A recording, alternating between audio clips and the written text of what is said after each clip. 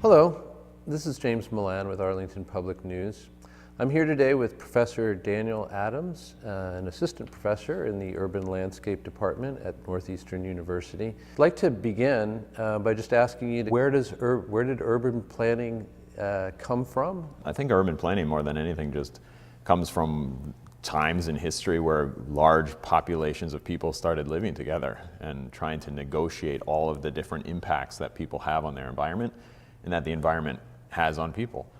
And so in many ways, I think the really sort of simple foundation of urbanism comes a lot from hygiene and health and fundamental needs to get sewerage out of a city, but maintain access to daylight for the residents and fresh air. So those are really the sort of fundamental principles. What would be perhaps a misconception that the wider public might have about the field of urban planning? I think it's important to try always to understand that you have a very specific sort of role and life in the city, and that there's other lives that are happening in this city. And what makes, sometimes cities are referred to as these giant machines, or sometimes people refer to them as sort of very like human-built ecologies. And it's all about how these different things interrelate in a city, and trying to understand that really what urban planning aims to do is navigate and choreograph all of these different systems. As we all know, Arlington is engaged in the process of establishing a master plan for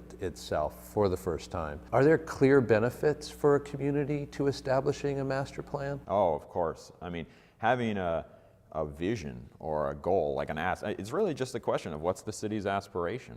Like, what does it hope to be? And that's not to say that the city should be aspiring to be dramatically changing itself. That's not the point, I would say. But it's to say that the master plan gives you a route to pursue, right? And it actually, I think, sets up standards for, is the city interested in building its business base? Is it about bringing in more young people to come to the city?